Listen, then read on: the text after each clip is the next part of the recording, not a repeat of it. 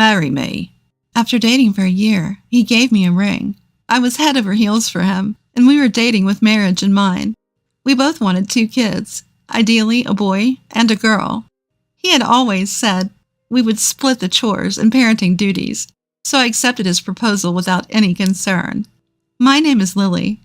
I'm a 26-year-old office worker, leading an ordinary life, but my life changed about a year and a half ago. I fell in love at first sight with a man named Brian at a business dinner. With the help of my friends, I managed to get close to him and approached him relentlessly. Within 6 months, we started dating, and a year later, we were married. I'm so happy to be married to Lily. Living with the person you love is so much fun. I fell for him first, but Brian truly loves me. We lived together and split chores, as we had discussed when we were dating. But then, one day, things started to change. Half a year into our marriage, I found out I was pregnant. I need to step up my game as a father. Brian said this and started working overtime more than before. However, I had severe morning sickness and I could hardly get out of bed. I felt lonely and wished he could come home early to stay with me. But I couldn't say this to Brian, who was working so hard. And the days passed until I entered my 2nd trimester. Perhaps Brian was trying to earn money for our child. As if forgetting our promise before marriage, he even stopped helping with chores, perhaps thinking I had time since I was at home. I would have liked to go home to my parents for delivery, but they had passed away. My in-laws live nearby, but I hardly know them and can't rely on them. I felt very lonely, and then came the due date. Before I knew it, our son was a month old. Then, unusually, Brian came home early and flopped down on the sofa. I'm exhausted. What's for dinner? I'm sorry, I was just about to start. Why? Our son's nightly crying was intense, so I couldn't get a good night's sleep. I was overwhelmed with housework and childcare during the day. I wish he'd told me he was coming home early. Swallowing those words, I went into the kitchen. My parents are planning to throw a baby shower this Sunday. Come to think of it, they had mentioned that when they visited us the other day. Should we get something delivered? I'm thinking sushi would be great. My parents are coming over after all, so let's splurge a bit and treat them. What? Okay, got it. Though I agreed, a week passed by at the speed of light. Tending to my baby and household chores, I couldn't even get time to order sushi. Sunday arrived, and just as I tried to order sushi, the store wasn't open yet, so I couldn't place an order. Then finally, Brian woke up. I asked him to place an order instead, but he said he had to go to work and left.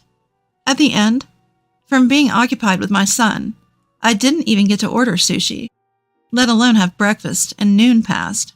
But I thought if I explained the situation, my father-in-law and mother-in-law would understand. Cradling my crying son, just when I felt like I was about to cry too, my in-laws arrived. They came much earlier than I had expected. I wonder why. Upon entering, my mother-in-law immediately picked up my son. Has he been crying all this time? Brian used to cry a lot when he was born too. My father-in-law walked in holding a big bag. He proudly took out its contents and said, What do you think? Hors d'oeuvres. We had reserved it, but figured it might not be enough, so we went ahead and added some extra touch this morning. His meddling is why it took longer than expected, but he was determined to have you taste it. My mother-in-law said with a laugh. I confessed that I intended to order sushi but ran out of time. Never mind all that. You're tired. Don't worry about such unnecessary things. Get some rest. All right, let's make some rice balls. My father-in-law rolled up his sleeves, only to realize there was hardly any rice left, so he quickly rushed out to buy some more. My mother-in-law suggested that I rest while she took my crying son for a walk. Grateful, I lay down on the couch. After a while, I was awakened by the sound of the front door opening. Lily, what are you doing? It was Brian who entered. You said my parents were coming over, right? What about the preparations? Still groggy from sleep, I faced an intensely questioning Brian. He then noticed the hors d'oeuvres my in-laws had brought. So this is all you prepared for today? Can't be. You ordered sushi, right? I couldn't order sushi, but before I could finish, Brian suddenly erupted in anger. What? They came all the way here and you got them this cheap junk? Huh? Junk? What's he talking about? Overwhelmed by Brian's outburst, I was at a loss for words. Brian then knocked the plate with the hors d'oeuvres off the table. Just as I stood there in shock, my in-laws returned. What was that noise? Is everything all right? My father-in-law had just returned with a bag of rice, and my mother-in-law, who had been pacifying our son, were taken aback by the sight. The next instant, my father-in-law was furious. Brian, what the hell is going on? To which Brian replied, without a shred of guilt. It's simple. I can't serve this cheap stuff to you guys when you both came all the way here. No, that's not right, Brian. Caught by surprise, I struggled to articulate my thoughts when my father-in-law and Brian began to argue. You've left everything to Lily. If you think it's cheap, you should have prepared it yourself. What the hell? You said you were coming for a baby shower, so I told her to get some sushi. After all, she's always home. She should be able to do that, right?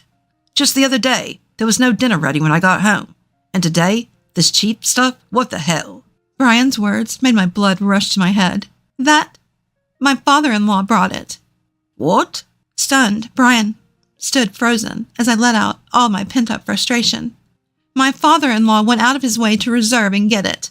Also, these ones here were made by my father-in-law and mother-in-law. How can you be so cruel?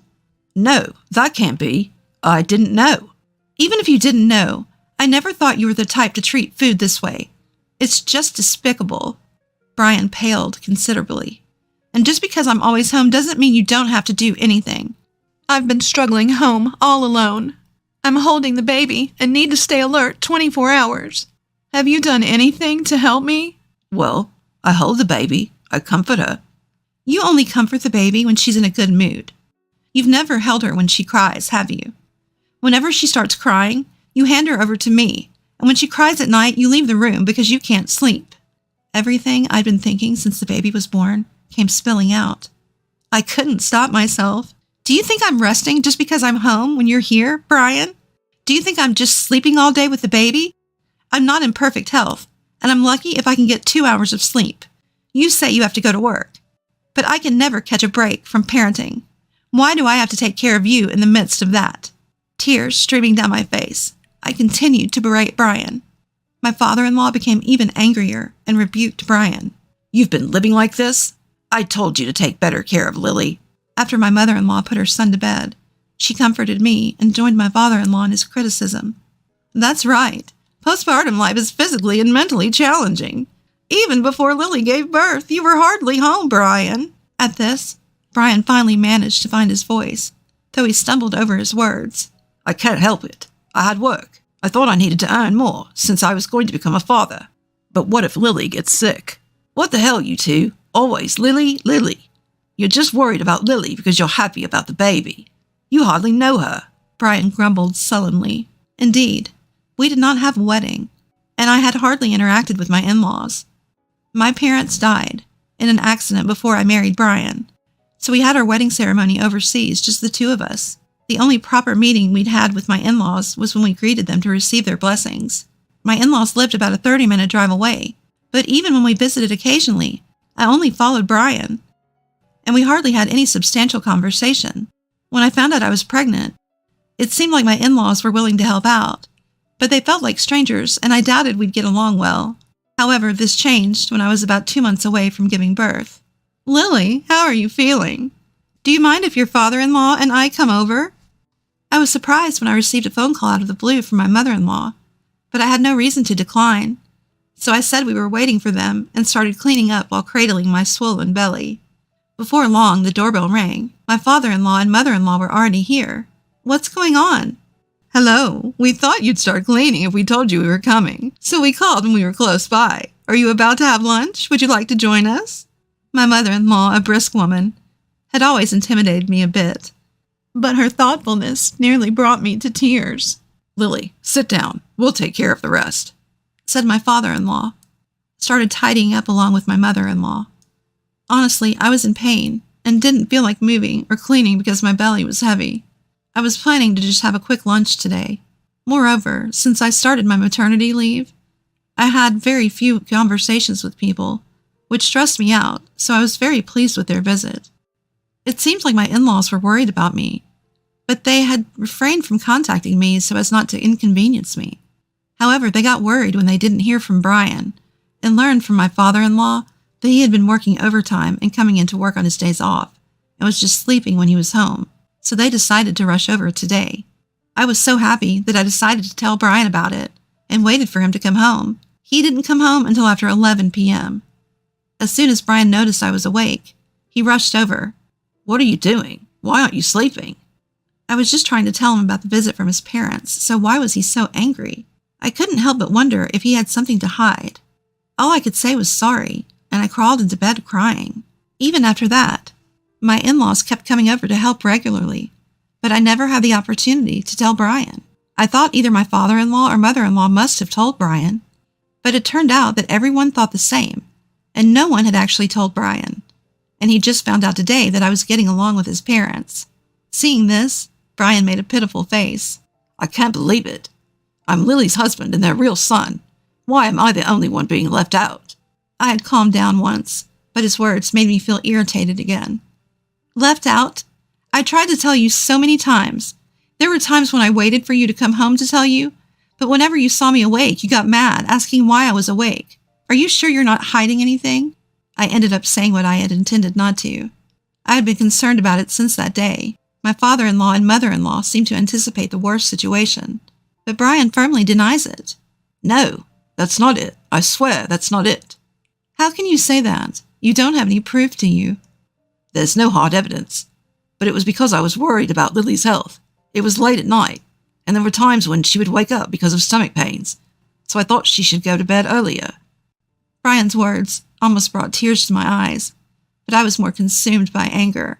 So what was all that about you coming home early the other day, then acting all high and mighty about there being no dinner? About that. Then Brian awkwardly began to explain.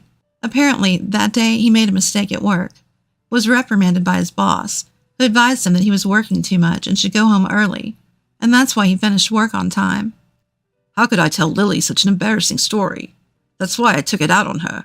I'm sorry. I see. Brian was trying his best as a father after all. From that point, we finally got to have a heart-to-heart conversation. Even when our son cried, he said he thought it was better if I held him, because he would stop crying sooner.